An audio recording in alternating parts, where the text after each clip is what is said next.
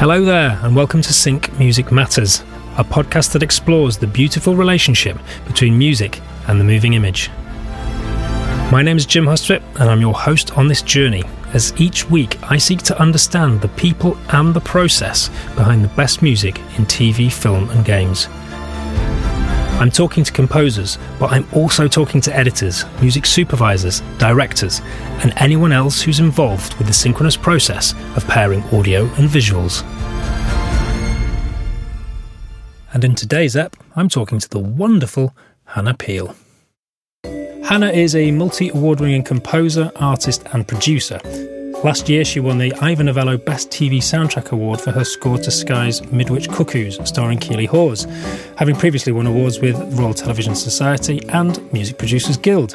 She was nominated for an Emmy for her work on the documentary Game of Thrones The Last Watch, and is a regular collaborator with people like Paul Weller.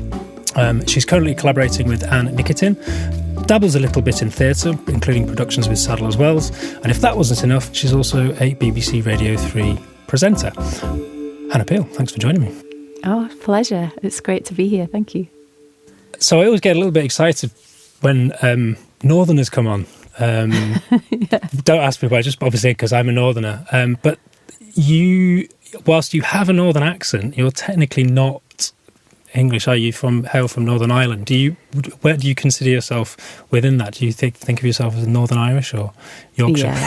Yeah, I know. Okay. It's a difficult one because I do sound so Yorkshire. And if I was back where I grew up in Barnsley, you would definitely hear the Yorkshire. But yeah, no, I would always class myself as Northern Irish, which is quite a confusing one for a lot of people, but it's my home for sure.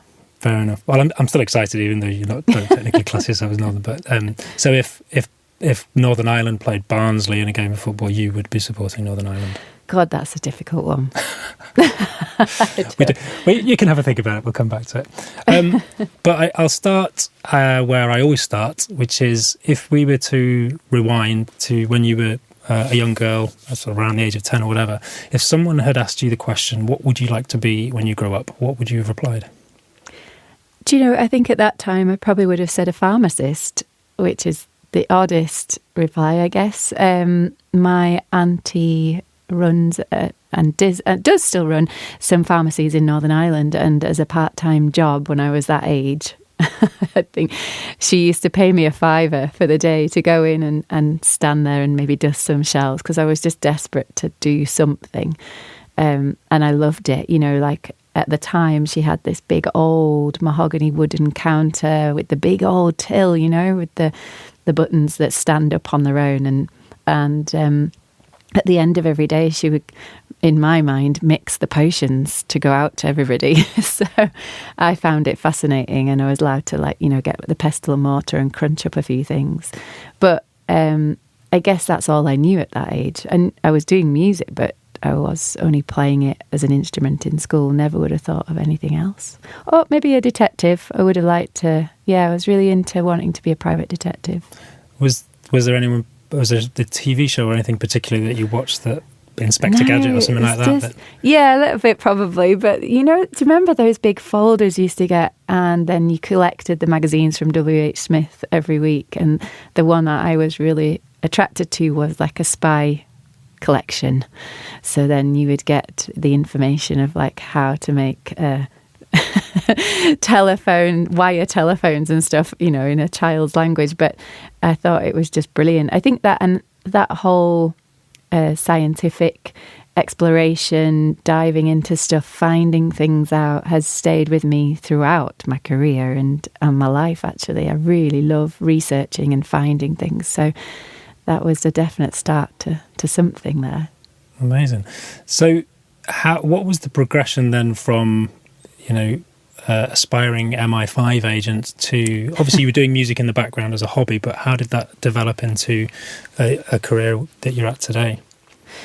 You know, I think school is great for some things. One of the things I benefited from was we did a week of work experience. And in Barnsley, there wasn't much to do, really, to be honest, especially if you wanted to do something creative. So I just chose something random for the 2 weeks or the week, I think. No, 2 weeks, I think it is. But anyway, I chose to be in an accountant's office, and it was probably the worst experience I've ever had in my life. And I decided then at the age of 14 that I was never ever going to work in an office and sit behind a desk. So, and I used to purposely forget my glasses so that they wouldn't make me do stuff, so that the whole time I was there, I spent it outside delivering letters and picking up errands and things. I just did not want to be in an accountant's office. So that was a very clear learning curve in terms of, like, I was in school band and everything at this time, but that was the thing. I was like, nope, I'm not doing anything that is like this. And I will probably end up working for myself, I think. So that was a good, so that's how I kind of, I guess, made the decision that, and also I just found that I was good at other things, but I just wasn't as good at other things. Like, everything I did always led back to music. So natural progression of going to study music was an easy option, really. Playing to your strengths, I suppose.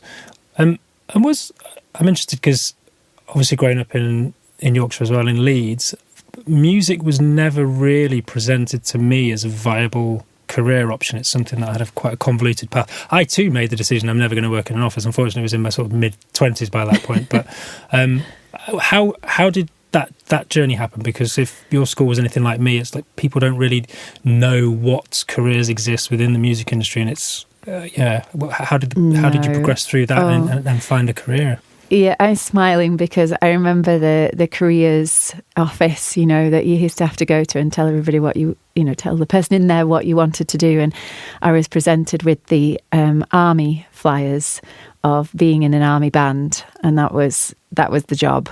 There was nothing else available. It was questionable what I wanted to do. So weirdly in South Yorkshire, was there no option to sort of get involved with a colliery and sort of become a miner, and then you could join their band as well? I know that's probably 10 years earlier or 20 years earlier. They definitely would have suggested that. So there wasn't, but I guess like what I knew from a very early age was that music in my Irish side of my family was very important, and a social activity and a way to communicate. And in Barnsley, it was very much the same. I learnt, first of all, the cornet, then went on to the trombone for years. And I was part of that brass band community for a very long time, doing the competitions and rehearsing twice a week. And you do realise that how amazing it is at feeling something, but also having fun at the same time. So I think what I've always searched for in my career, even though it's moved in so many different directions, is that there is always a feeling of like excitement and positivity. And whenever I've met a kind of a brick wall and stuff, I'll push it to a certain degree, but I'm very much of the kind of mindset of like, okay, this isn't quite working, let's move on and move somewhere else. Okay, that's interesting. So you quite quick to recognise, you can feel if something's not quite working, you don't get overly attached to it, and you'll move on to something else and get experimental in a different area. Yeah, I think it's all about exploration and constantly pushing your skills, but also keeping that imagination open. I find that, how can we be really good at a job and love it still? You go into music because you love it. It becomes part of your soul. And for me, it's always been that. It's never been a job. Like I could never imagine going to work in an orchestra and playing and getting paid and going to the same place every week, or I find the different projects keep my spark alive and keep me interested in different things and part of the world and how I want to express stuff. So having albums and working with other people on bigger shows which are more demanding, I wouldn't be able to do that all the time. I feel like you've kind of got a part and parcel, really. Yeah, sure. And obviously as an artist or a singer-songwriter, essentially you have freedom of creative expression to do what you want because it's your artist project.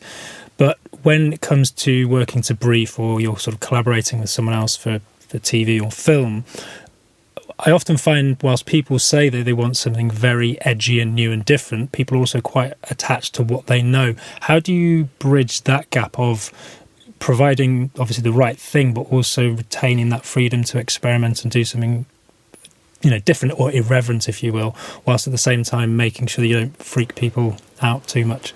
That's such a good question.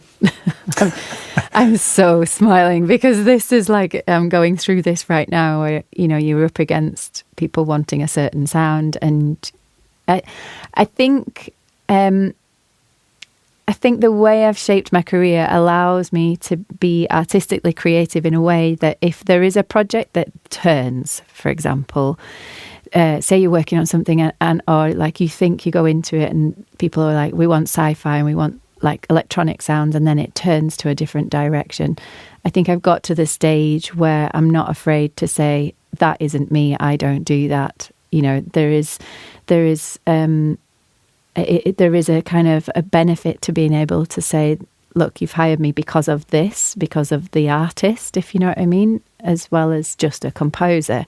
So I don't know if that describes that quite well, but I mean, I know that I feel quite fortunate in that respect, and also quite confident in that area that if something does go in a direction where people are more comfortable and they want kind of piano and then the strings, and that it isn't for me and I'm not in the right place. And to be able to comfortably say, I have been through 20 years of not speaking up and doing jobs and then feeling like I've just been dragged through a bush backwards, and you kind of get to the point where you go, I never want to do that again. Whereas now I'm a little bit more like, actually, if that isn't working out, that's not working. So we need to find a happy medium, or I need to leave because this is not what you need. So yeah, I mean, like it happens all the time, like people wanting stuff that actually you weren't employed to do in the first place.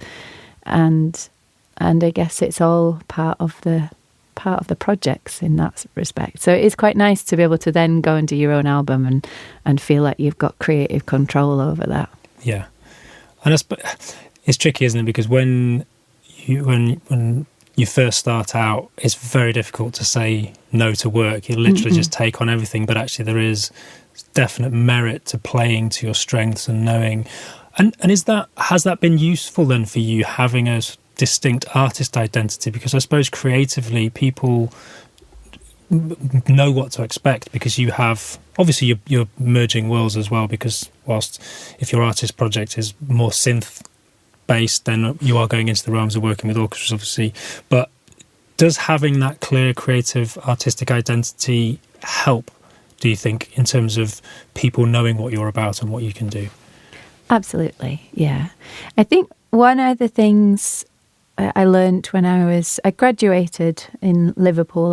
I went to a college called LIPA, and a couple of years after I graduated, I'd done various different projects, mostly like live score to film, and then we would tour it, or I would work in theatre, and I was teaching at the time. I was doing loads of stuff in Liverpool, and I decided that then I was like, I need to go and do a master's in film composition, and this is what I want to do. I've always wanted to do it from a young age. I just love the combination between visuals and music.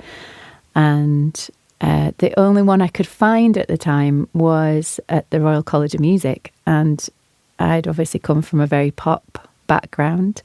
And even though my scoring was, I got a first in my degree and everything else, I didn't get in because one of the feedback they said was, you're not classical enough. And I was like, well, bloody hell, surely all film scores are not just classical. But somebody did ring me up after the interview, a young guy, and I wish I could remember his name, but he said, look, you obviously have a really good passion for it. You've got good melodies, you know what you're doing, but you need to find your sound and just go with it in that direction. Don't bother with this type of course. And I was like, wow, okay. So it was after that I kind of started to do the music box and make my own, at that point, make my own instrument so that I could then, and I just started off with it for a bit of fun, using it to to do covers of like the 80s classics like Tainted Love. And that was the thing that opened the door because people wanted to sync that. So through that, I met loads of supervisors. I got with a company who do a lot for licensing in Manchester called Woodwork Music, who were quite small at the time, and now they've kind of really branched out. But yeah, that was the thing that opened the door, and it was because I just got my own sound. And I think, you know, whenever I'm talking to anybody about, you know, if they want to get into it and how do they find things, it's literally finding your sound. I think the trend at the moment, as you probably know, is that that producers and teams want something unique. And like what you say, they say, oh, we want something unique and edgy. And yes, it does end up sometimes being dragged a different direction. But ultimately, if you've got your own sound, that artistic integrity will stay with you.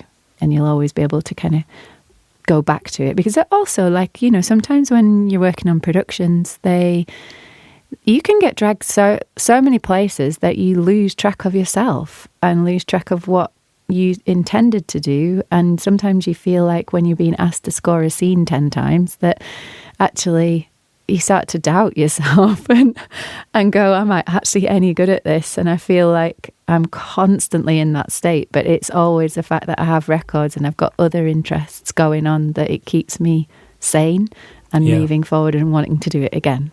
Yeah. And how do you retain that perspective then when you're in the thick of it on a project and you're scoring the same scene for the 10th time? How do you, because you sometimes can't see the wood for the trees. What do you do to kind of regain that sense of perspective? Exercise. Right. Yeah, go for a walk, do yoga, do something completely different. I've just started doing squash, which feels so 70s, but a bunch of friends in Northern Ireland were like, let's do squash. And I went and did it and loved it. And just, I think the power of getting rid of stuff. I used to run a lot when I lived in London. I had like Victoria Park on my doorstep and I used to be there all the time having a quick run, and I'm just not into it anymore, and I don't really have that access to kind of a good path. So this has been the new thing. But yeah, generally, if start the day doing exercise, and we'll go back to it if there is something, because you need to break away from it. Sometimes you end up like leaving your studio and you've got like a knot in your chest and you can't get rid of it because of the anxiety or the tension. Like at the moment, a lot of the scores I do have a lot of tension and a lot of darkness, and you need to somehow get rid of that. Yeah, absolutely. I do quite a bit of trailer music and it's really intense, and if you sort of sit doing that for several hours you come out. And with the studios here, you can quite often tell when someone's been in there too long, because they'll come out and they have this sort of weird glazed look to their eyes, and you know it's like, okay, it's time to step away. And it is really important. It's very tempting to keep sitting there and flogging the horse to death, but actually there's something to be said from stepping away and doing something different. I always used to find when I was working from home that inspiration would strike whilst I was making my lunch, because I was having a bit of time off and I'd be making some lunch, and all of a sudden these ideas popping into my head, and I could quickly run upstairs and sort of put them in. But it's when you take your mind off it that you allow space for insights, I suppose. And just picking up on something you said there as well, you're talking about records. It's like, sounds like exercise is almost a source for this, but where do you go for inspiration, or do you have, where do you look for inspiration, creative inspiration? Yeah, a lot of the records I've done the last at least the last 6 or 7 years have had a lot of different kind of, I guess people want to call them concepts, but they're where I am emotionally. So like Awake But Always Dreaming, which was actually the last 2016 that came out, and that was the last record I properly sang on. Since then, it's been a lot more about using records to get more of the film work and TV work that I want to do in terms of instrumental exploration and stuff like that. But that one in particular was all about my grandmother and her kind of the depths of her Alzheimer's, and where I was feeling and where she, and also putting myself in her position. And at the time when I was writing it, between kind of 2014, 2016, nobody was really talking about Alzheimer's as a thing, but also the power of music. So when I discovered that, when she wouldn't remember any of our names, but she could remember song lyrics, and she was a singer for a very long time, that I just couldn't believe that this hadn't been kind of explored in a record before, like so fully. So yeah, there are like elements of each album having its own inspiration, and a lot of people would have said that's a concept record, but it wasn't. It was just that I'd based it around a lot more of the science behind why this disease was happening and why the music. And so I guess everything has kind of gone from there, in terms of like, if I don't really have a boundary or a thought to what we're trying to explore, it could just amble. So like the inspiration could come from anything. Usually it's a story, or sometimes it can be just like the unfolding that I wrote for the Parrot Orchestra, who are based in Bristol. That came out in 2022, I think. Yes, it did. I'm losing track of the years, but that took 4 years to write, and a lot of it was me having time to spend with them as instrumentalists, that looking at their strengths. What, I'd never worked with, like, say, Braille, or I'd never worked with a drummer that didn't play a kick drum. So there was a lot of kind of things of me trying to find out, but then also like, you then go on a journey of trying to discover why you are interested in this project in the first place. What is it about this ensemble of people that makes you want to write a piece of music for them? And that, then you kind of trace back that was, for me, it was about human nature and the human form and how that kind of develops. And it's, I guess you could say that's a concept in itself, but I just find I'm just never going to write an album at the moment full of love songs or anything, which I find incredibly interesting, but I just don't want to. So no. Well, and again, that speaks to you having a clearer understanding of what you want to do. And I suppose that in that situation, like tapping into why you want to collaborate with these people, it's like if you technically in the first instance didn't want to, that journey would be very difficult. It'd be very difficult to find a reason. But and that speaks to knowing what you want to do and selecting it carefully. And in terms of you talking about that, because I was talking about, I can't remember, one of the interviews we did was talking about the idea of finding your creative voice, or somebody actually phrased it differently. They said hearing your creative voice, because the idea of finding it suggests that it's outside, whereas actually hearing it is like it's already in there. It's just a matter of hearing it. Was that something that came quite naturally for you, or do you feel like it was quite a long journey of trying to uncover it? Yeah, I feel like it's been a long journey. Some people are lucky and they hear or find their voice when they're quite young, and you always kind of look at 17, 18-year-olds that are doing really well and they've got albums out, and I was like, I just did not know. I didn't, it took me until I was in my mid-20s to even start to think about that. So, and then it kind of unfolded, like in terms of my 30s have definitely been about me and my sound, but it took my 20s to kind of realise that, because I spent so long playing for other people. Like I was doing session work all the time and gigging for other people and touring and supporting and supporting other artists, and I learned a lot, but it doesn't enable you to go, okay, this is what interests me. You need time to craft and discover and see what really finds you. And actually I feel like, because of my session work, and where I ended up at the time was I got introduced to synthesizers, and once I entered into that world, and that was via John Fox, who was in the band Ultravox. And John's very understated for the amount of work he's done and the amount of inspiration he's provided to me has been incredible. I class him more as a mentor, because if he hadn't have said, I want you to play synths and sing and play the violin all at the same time and come up with all the synth sounds, at that I probably wouldn't have gone down that track so quickly. But it was when I started to play synthesizers that I started to use my hands and be very tactile and create sounds, and found that I could instantly and very quickly create a sound from a record in the 70s and 80s. And used, and not that I understand much about filters and EQ, just, LFOs. I know how to use them. I don't understand it. But I seem to be not very natural at it. So, yeah.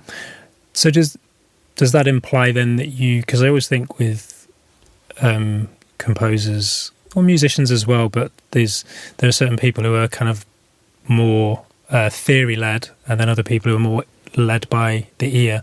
Does that suggest that in terms of like with the synthesizers, even though you don't know the in-depths of what's happening, you recognize the sonics and you know what you like and you know how to get it? Yeah, definitely by the ear. And it's funny because when I was studying, I was probably one of very few at the college at the time that read music, and went there with, having done my grades and reading music and very theory-based. And when we got to the lessons that were improvised, or where you had to be in a band and people were like, do you want to come for a jam? It would scare the shit out of me. Like, I just couldn't let go. I just didn't know. I would start shaking, sweating. It would be the worst thing at that point in time. And then, now I'm doing gigs where it's just I stand on stage and completely improvise from the word go. And it couldn't be any different. But at that point in time, it's different skill sets, isn't it? And different ways of developing. But finding that voice, finding everything took a long time. It's not an instantaneous thing. No. And it sounds like, it's inferring from that, it almost sounds like that was the sort of journey from your 30s, and the 20s was the live stuff. And whilst, it wasn't an active part of uncovering your sound, everything that you were doing was inspiring you and taking you on a journey, and all of that eventually fed into you then hearing that creative voice later on. Yeah, and I feel I don't regret my journey. And I think it's just part of life, isn't it? All infuses things you've experienced, and I sometimes there's that whole thing around, well, you've got to be in turmoil to be an artist, and I definitely went through turmoil and thought this was my calling, but all the things I wrote, if I've gone through bad times, are absolute shit. Like I've always found that the music that when I'm in a really good place, and then I can reflect back and then try to understand and kind of dive deeper to why stuff happens, always makes better music. Yeah.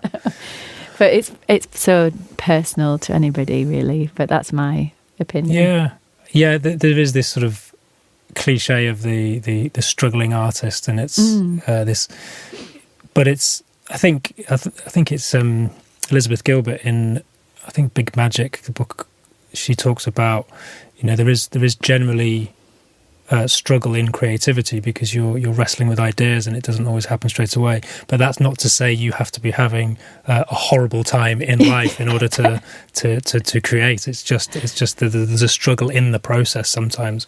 Absolutely. But actually, it seems to me that the more grounded and present and better space you are in, that creates a better place for creativity than struggle and chaos and turmoil. Although that's not to say that things can't be taken from that and put into creativity in some way. Definitely. We'll talk about influences in a bit, but this is probably a good time to go under the skin. Under the skin. And have a little chat about Silent Roar. Is it out yet or not? It's been playing at film festivals this year, so it's still looking for its distribution, I think, at the moment. That might change. I'm not in the know of what's happening, but yeah, it's been done many screenings for distributors and many audience screenings as well. So And can you give us a brief synopsis of the film? Yeah, it's a first-time feature film by Johnny Barrington, who's from the Isle of Skye, but he's based in Glasgow. He's written and directed it. And his work is incredibly dark comedy, I would say. But he always has a sense of humility as well, I think. But yes, very quirky, very odd, and this film is no different. So he's done a lot of short films and won quite a few awards for his work, but this is his feature film, and it's set in the Outer Hebrides. But I mean, you could, by the way it's shot and the costumes, it could be anywhere, just on a very wild, rugged coastline. It was filmed on the Isle of Lewis, and it's about a young boy who loses his father to the sea. His father was a sailor, and he discovers that by surfing that he can try to get in touch with him, or try to find him effectively, because he believes that he's still out there, he's still alive. And it's about his journey with the sea and his relationships that evolve through school, and also his dealing with grief. So there is a lot of comedy elements. Life about being a teenager, a very awkward one. It's shot on film, which is stunning, especially in the sea, hence the silent roar title. And the shots underwater are just beautiful, combined with this almost like, if you've seen Sex Education, that kind of look where the clothing and the look of the school, you're not quite sure what era it's set in. And this is the same sort of feel. I feel like this is a kind of lost cult film that has been made or rediscovered, even though it's only just been made. But yeah, it's got a very odd sense to it. But the music was incredibly fun to write for it. And I've never written for any type of comedy at all. But I really loved the script, and I loved Johnny and the producer Chris Young, and I just thought, I want to have a go at this. So what was the starting point then? What you sort of get the scripts? And I mean, did you wait until you had footage to start writing, or did you sort of come up with ideas? What was the process? Where did you start? On that particular project, they were quite well into filming and part of the editing as well when I came on board. So I think they were going to use this one album from a trombonist in Glasgow called Davua, and he had recorded his trombone in sea caves in the Faroe Islands. And Johnny had this idea that he was going to use solo trombone for the whole film. And naturally, as they started to progress, they were like, the solo trombone does not suffice for a whole film score. Limiting at times. Yeah. So yeah, I was brought in because of the colliery brass band record I'd done, and as I think also with the Game of Thrones soundtrack being quite acousticy, it had a positive feel to it that they wanted to explore. So actually, the soundtrack ended up being a combination of around about a 12-piece brass ensemble, very kind of northern sounding, mixed with marimba, jangly guitars, percussion, and we even recorded a vocal choir called the Dunedin Consort, who are like a Baroque vocal ensemble. They're based in Scotland and in London, but I wanted sounds of the sea to be like sea nymphs, and so they were doing sounds of like what I've described as like ticker tape, kind of like. Oh, so right, they Morse code. Yeah, but it almost felt like over the sea. It became like the foam of the sea. So it was a broad mix, but I think it worked with this almost indescribable kind of wild landscape, but also had an element of sunshine as well. Like, he believes that his father's drifted down to Tenerife and is enjoying life within the palm trees. Doesn't quite realise how far Tenerife is, but it's got a long way to go without getting eaten by fish and sharks.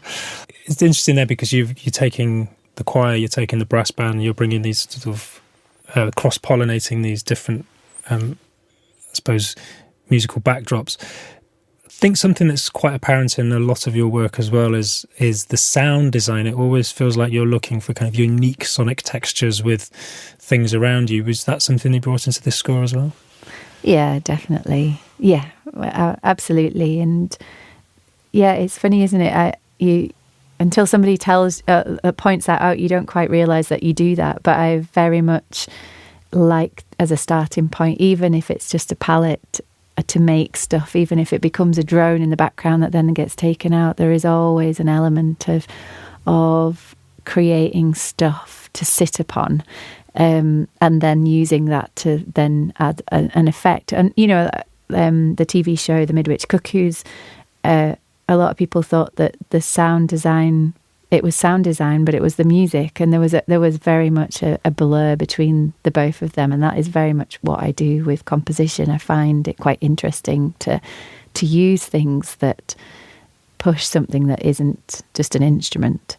And yeah, in Silent Roar, it's definitely there, but more with the voices. Actually, there was a lot of kind of affecting and.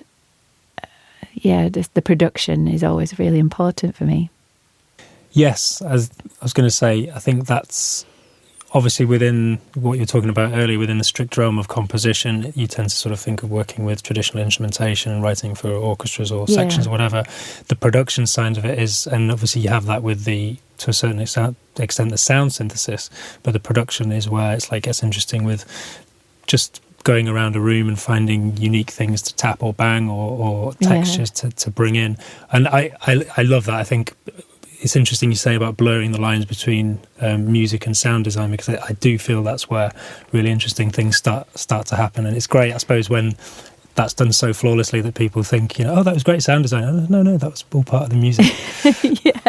Yeah. I mean, I think that's amazing. I was really lucky on that project, Midwich Cuckoos in particular, because Harry, who worked on that, was an incredible sound designer, has done loads of things on Doctor Who and other things, and he was very, very much up for the collaboration. And so, we had a very good conversation about a lot of back and forth. He would deliver me the sound as soon as he'd done anything, so I knew where he would take more of a highlight, and then I could come in and do other things.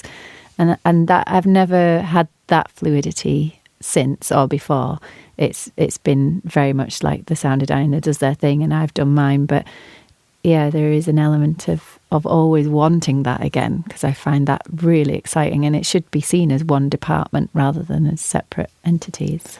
Yeah, absolutely. And to be honest, I think the way to have that communication and that exchange is probably really important, because I've done short films before where sometimes the sound design and the music end up competing with each other, and you sort of think, well, if I'd known that the sound design was going to be so intense there, the score would probably have been pared back, quite Absolutely, a lot. So to have that, it just it leads to, I think, probably the optimal balance between the two. But then, it depends on how much contact you have, I suppose, and how open the sound design guys are to. Yeah, and also like timing. Like, I think that's really essential, especially for TV. I think it's slightly different with film, but you just seem to have a little bit more time. But with TV, like Midwich was very lucky in that it worked out like that, and it stuck to the schedule, and the production side of it went smoothly.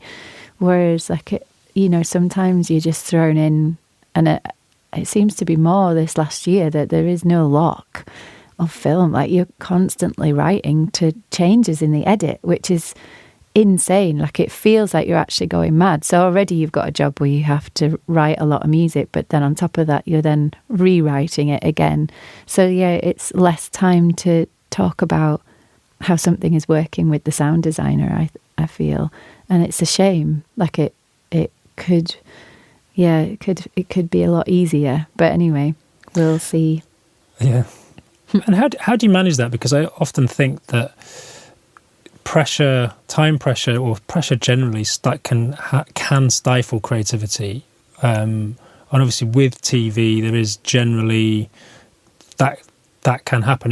How do you mitigate that time pressure and not sort of running out of time or feeling like you're having to compromise artistically? Yeah, I mean, it's a wonderful thing to think about, because actually, like, it just changes all the time. But I've found the last while that if I don't do the work before, it's a lot harder. So coming up with loads of ideas that people can use in the editors can take from, if that isn't there, you've got a really hard job. And I worked on a film last year where actually that wasn't there because the time constraints, there was no time to play, basically. And halfway through the project, I had to stop scoring to picture and just go, I'm not doing anything for 2 weeks. I'm just going to play and just write a load of music that's nothing to do with what's happening on screen. And that was the only way to get through that project. And so actually the TV show that I'm working on currently, I've been lucky enough to have the script quite early on, have those conversations, come up with loads of ideas that can then be utilised throughout, to kickstart stuff, to just kick ideas off. And that means, so, I think, like, yes, you can get stifled with creativity. And actually that same principle of stepping away and going, like, there's, for example, the last 2 days I've been struggling with a cue that I can't quite get a hold of. And because I'm looking at the temp music and I'm looking at the footage and I'm going, this is not, why can't I do as good as this? And what I've had to do is obviously go back to the beginning and scrap it, not write to picture, just write a piece of music that I like, and then take that piece of music and edit it to the footage. And that's the only way I've been able to get around it. Otherwise you just go mad. Yeah, it's so funny because I think sometimes when you're trying to, obviously being mindful of what's happening on screen is part and parcel of the job, but sometimes it can be problematic, can't it? It distracts you. And to actually switch off the imagery and go, okay, what's the underlying emotion? What are the feelings? What is it I'm trying to convey here? And do that without being beholden to what you're seeing on screen is quite liberating. It is, and it inspires you, and you go, like, I wrote something last night and I came back to it today. And what I finished last night and went to bed really, really gutted. I was like, what I've written is awful. I'm really struggling with it. I don't like it. I'm rubbish. All these things that you go through, this struggling artist thing. And then woke up this morning, did my yoga, did my normal thing. I wasn't going to change that routine. And then came back to the studio and I was like, oh, actually, that's really good. I really like it. And it's just like perspective. And there's I can't remember who said it, but it was brilliant. Maybe Dylan Thomas or someone like that, who said they always stop writing at the point when they feel like it's going really well, so that you then come back the next day and you are there in that headspace going, this was really great, I'm going to continue with it, which is a really hard thing to do. Sometimes you don't know when to stop, do you? Or no, you can't. Absolutely. But yeah, and thanks for sharing that as well, because I think it is, for any creative listening, it's reassuring to know that it happens to everyone, that you can you can go to bed sort of thinking this is rubbish, and all the sort of imposter syndrome creeps in, and you feel terrible about it. But then with fresh ears and fresh perspective, the following day you go, oh no, actually that's really good. I really like it, and it's testament to the fact that your mind state at any given moment will hugely influence the lens through which you're listening to a piece of music. So absolutely, I think it's always reassuring to know that everybody faces that same struggle.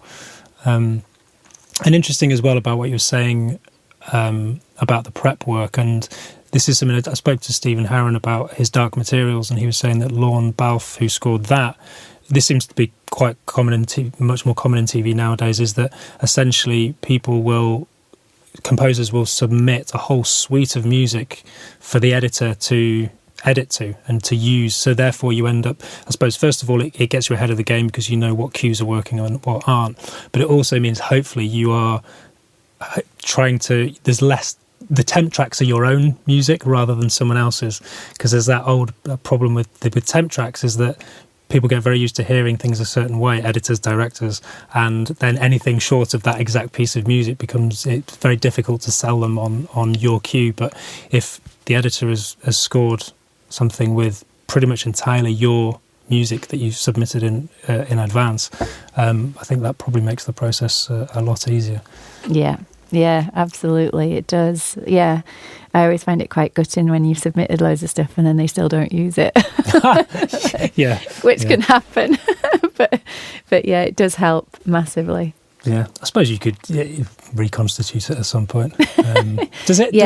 Do the cues that don't make it ever make the albums that go out on commercial release on Spotify, what have you, or is it purely the cues that were chosen?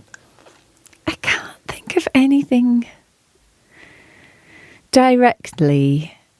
Not with albums. I think they do make it to other film and TV projects.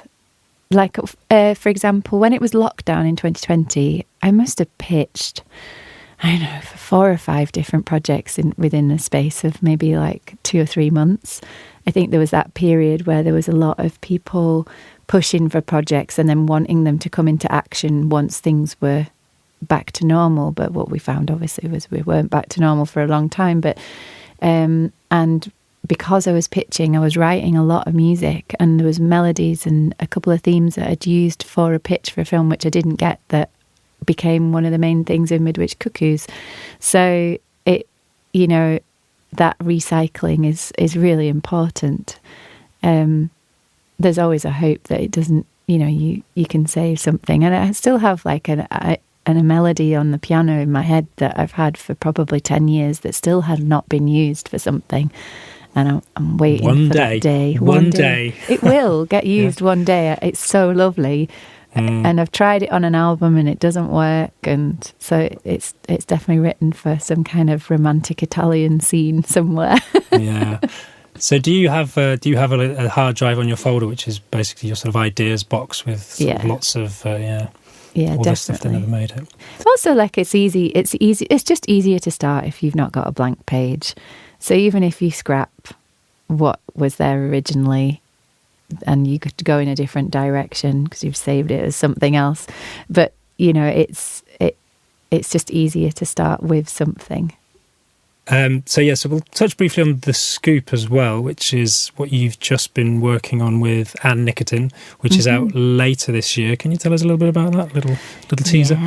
Well, firstly, to work with Anne Nikitin is amazing. She's an incredible composer and very fun to work with. But yeah, we were both asked to collaborate together. We'd never worked together, but because of time frames, as always, the production team realised that they probably would need 2 composers to get through it so fast. So, Scoop is based on the account of the producer who put together the interview, the Prince Andrew interview, that famous interview where he said he doesn't sweat in regards to Jeffrey Epstein. And they've made a film out of it with Gillian Anderson and Billy Piper and Rufus Sewell as leads. And it's really wonderful. And it's something that I never would have thought I would score, that kind of soundtrack level, I guess. It's a very different sound world for me. And I think the combination of myself and Anne were able to kind of cover a lot of basis, and I learnt a lot from her, and I think vice versa. I'd hope so, anyway. And what's the dynamic there then in terms of how do you go about, because obviously you've got a certain way that you tend to do things, your creative identity, she has hers. How do you find that middle ground, and how do you organise yourselves in terms of bouncing ideas off of each other? Yeah, I mean, it's really interesting, isn't it? Because I think back now and I go, God, how did we start that? But we did find that place that we got to that had a kind of unified voice. And yes, there was a lot of kind of back and forth at the beginning of like, what sounds are we going to use? But fortunately, because the production had been working heavily with temp music, they'd already established a kind of sound world, and it was then about us then making that sound world ours. So there was already a kind of emphasis on unusual kind of bells, waterphones, percussion in a very weird way. We tried as much as possible to stay away from the voice and piano, but it did end up in there. As it always does, but only very slightly. But one of the first things that we did was Bebe Wang, who I've worked with before and will continue to work with throughout this year. She's an incredible Chinese percussionist. And I said to Anne, look, let's book a session. Let's record her doing various things to different tempos over, very loose drafts of stuff. And we basically, used everything that she did.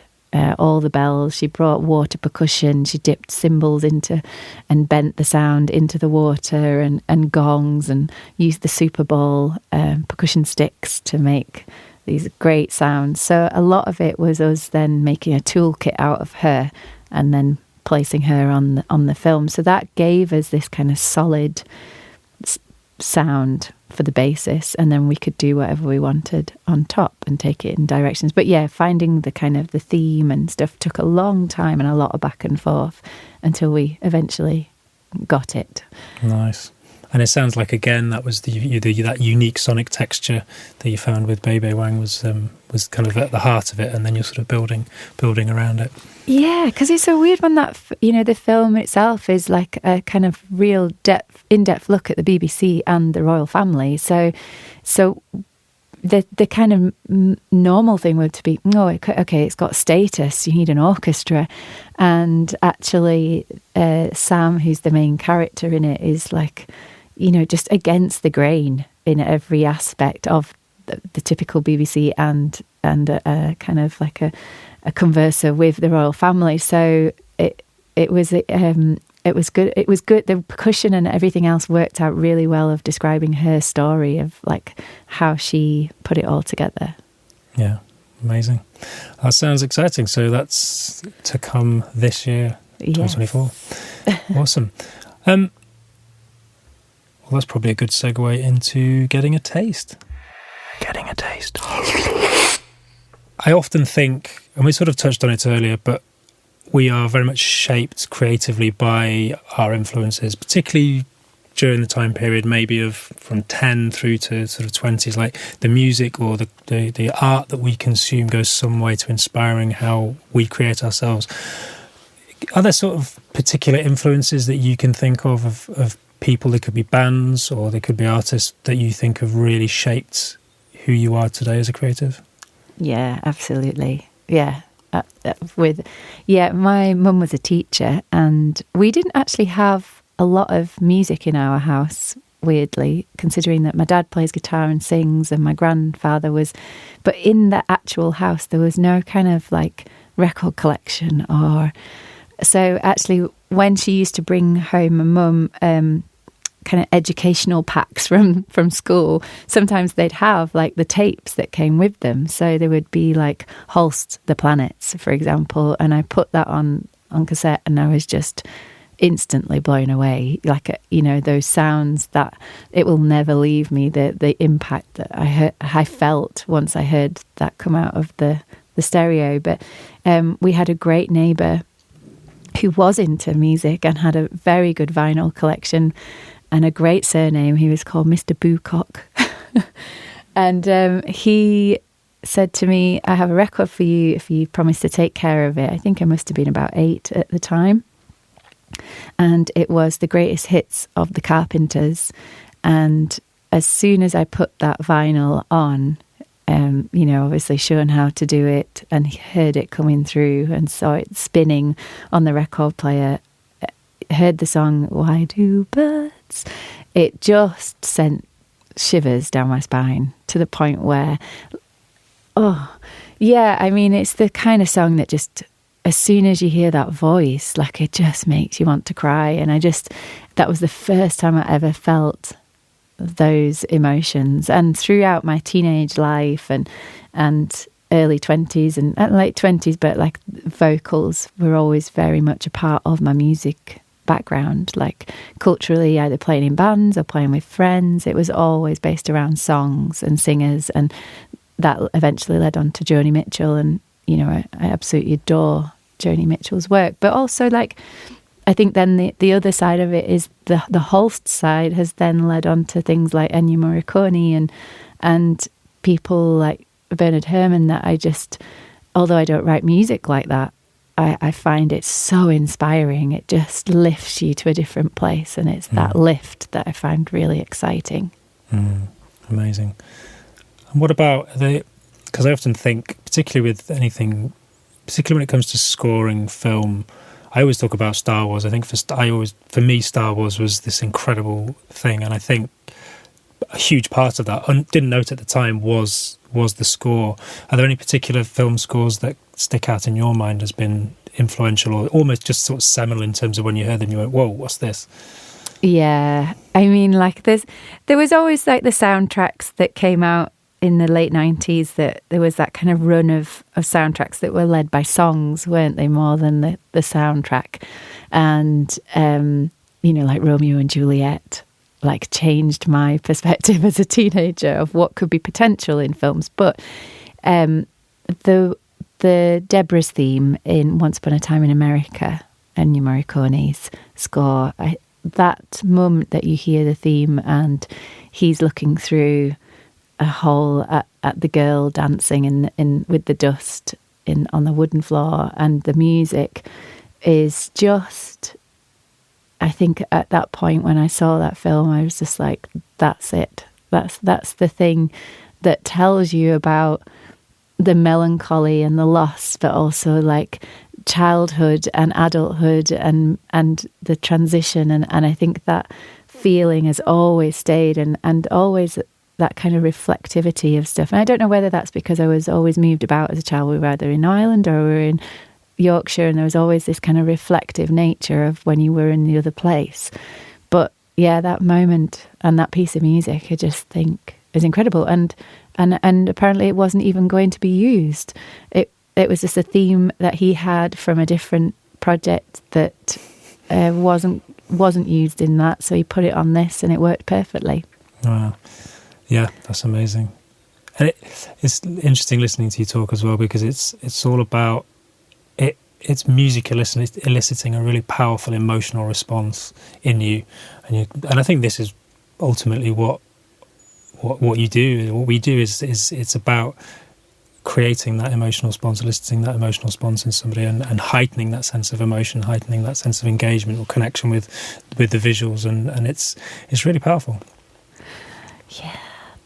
I think that's why I watch films. Yeah. You want to be moved, don't you? You want to escape to a different place. I have a lot of respect for other composers and what they do, but like a lot of pop music, it's like fast food, and I find that I don't react to it, and you need it there, because if you were just filled with emotional music all the time, you'd start to just wince away from it probably. But yeah, it's those moments that you're constantly looking for. It's like I wrote the Mary Casio album, which is the brass band and synthesizer record, and one of the tracks in that, in fact, Sunrise, it's called Sunrise Through the Dusty Nebula. It's like the second track on the record, and what happened was when we did it live with the brass band and 30 players breathing at the same point, was this moment of that thing where you get the shivers down your spine and it makes you want to cry, because like actually it's so overwhelming.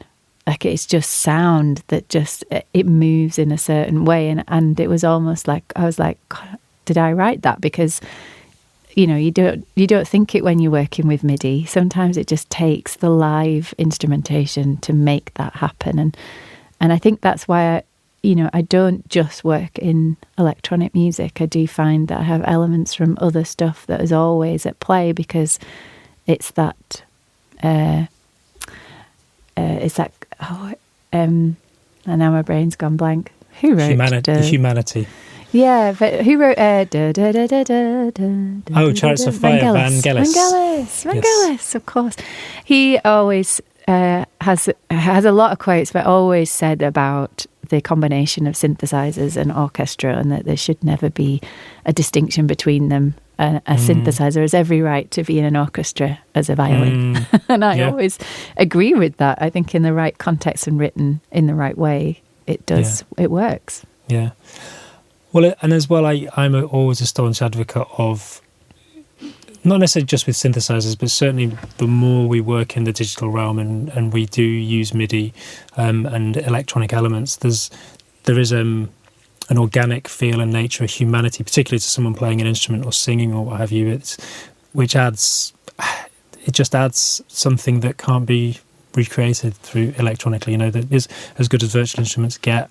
Having somebody playing it live, it always blows my mind in terms of I can work with MIDI and get it sounding as realistic as possible in the production and the mix and everything, and then as soon as somebody plays it, it's like there's just another layer of life, of texture, of something that's added by having a real human being on the record as well. So, but that's where beautiful things happen, is where you can combine the sort of almost perfect digital realm and then the imperfect organic analog realm as well.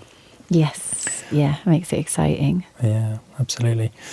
And just quickly on the science thing, because you mentioned was it sunrise through a nebula? The dusty nebula. The dusty nebula.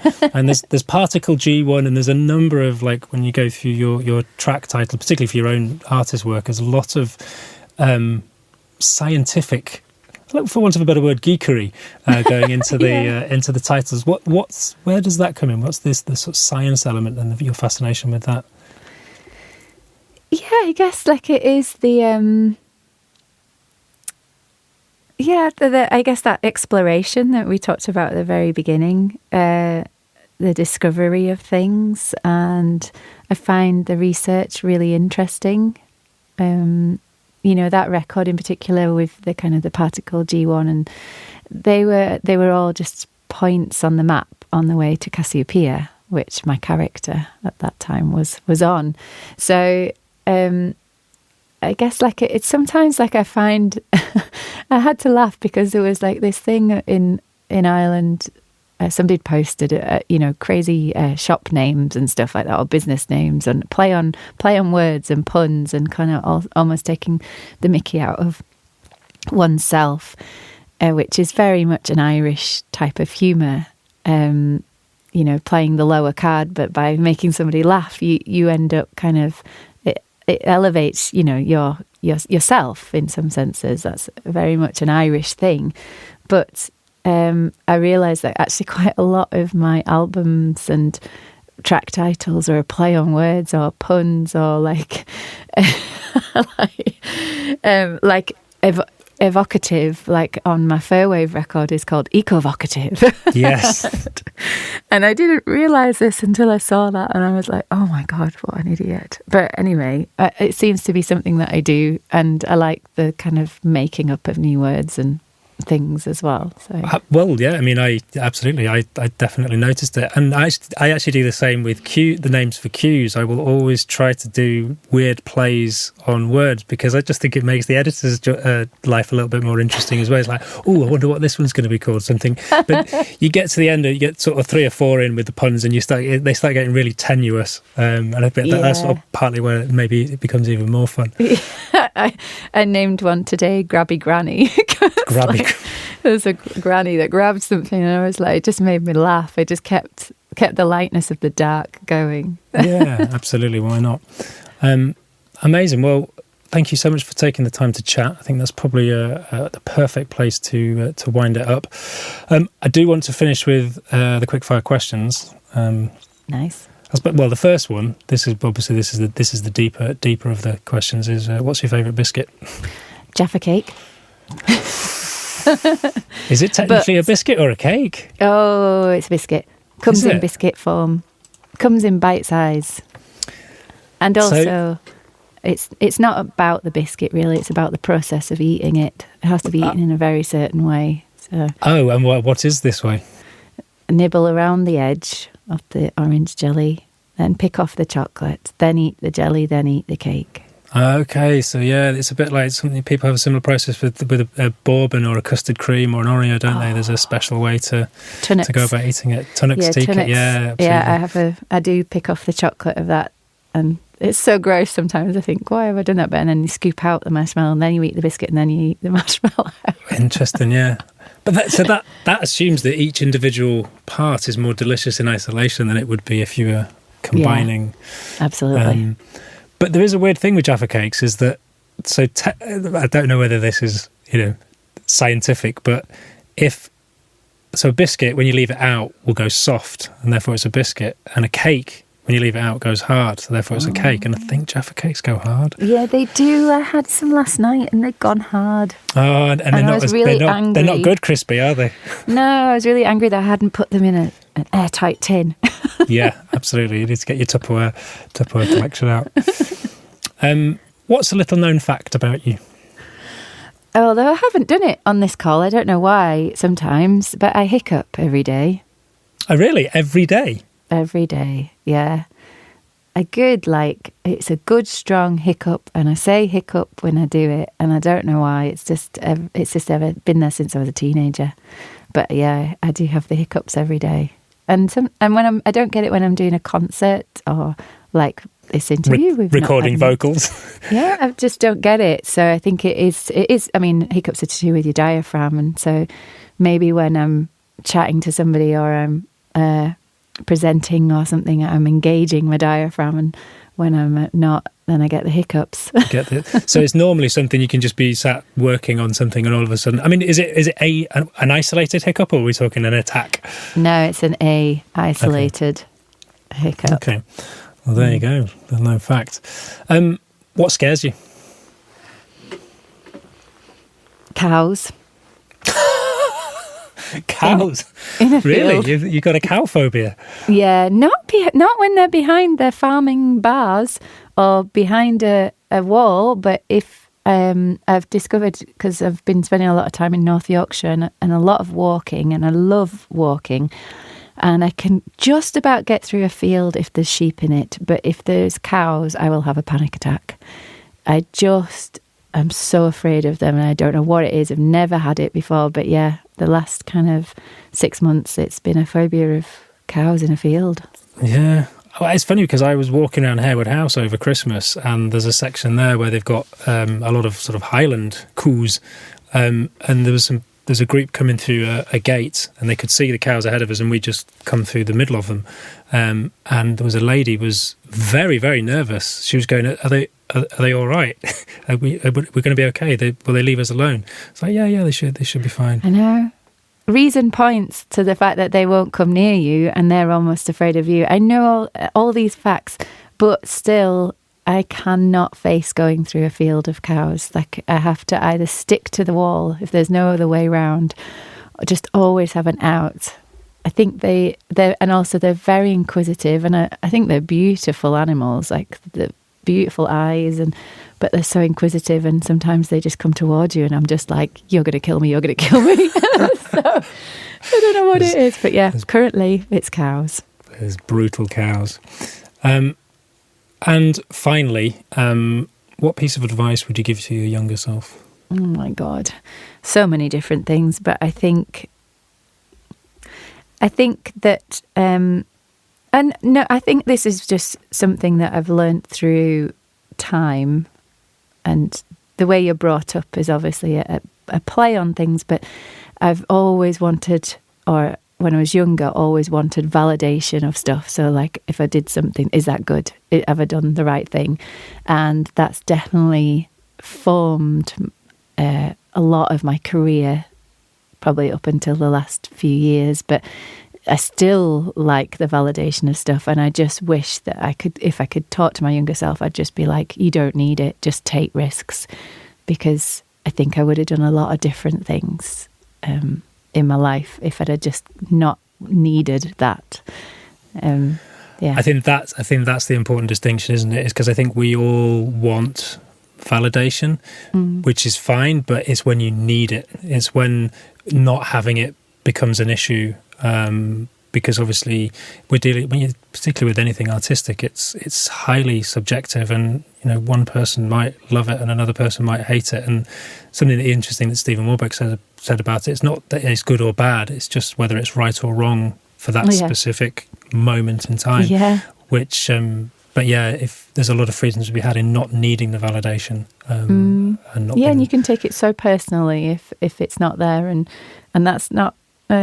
Sometimes it's not good for you. I think, personal decisions, relationships even that I've chosen, have not been right, because I've needed maybe somebody that worked in music, and it's just been like, why was that even needed? Like, it shouldn't be a part of things. And yeah, I do have a lot of respect for particularly younger artists and composers when they just go for things and they take risks on stuff. And I always feel like, God, I couldn't have done that at that age. I was so frightened by a lot of things. Yeah. So, there's almost a sort of like a cockiness when you're starting out with sort of like, yeah, don't worry, I could do this. And it's, I think, funnily enough, as you go through your career, it's almost that you start to worry more about you. The more you understand how things work, there's sometimes the less you question your ability to do it. Whereas when you're starting out, it's like, yeah, that's fine. And maybe that hopefully comes full circle and you realise, because it's hard to know your own merit, isn't it? It's hard to have the perspective to know that you are good at what you do and how good you are at what you do. Absolutely. And I do think it's down to the way you're brought up, the cultural differences between certain people. And yeah, it's very much a Northern Irish thing, is to be don't show yourself off, don't show yourself quite a lot of the time, because when I was a kid and my parents, they were in the Troubles, and you didn't want to stand out.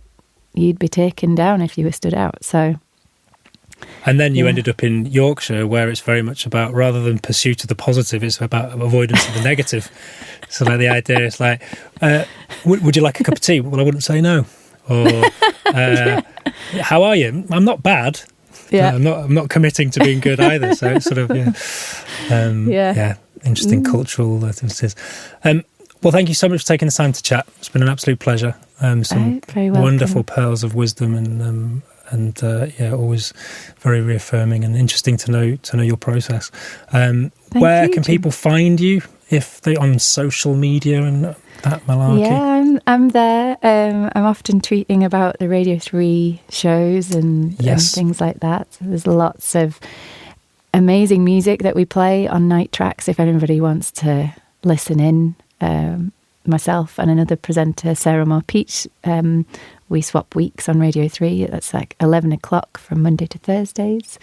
There's an amazing amount of music that we play. A lot of I get a lot of my inspiration for different scores from the music that we play, just because I'm listening to so much a lot of the time. On Twitter, well, X, should we say, Han Peel or Hannah Peel Music, I'm there.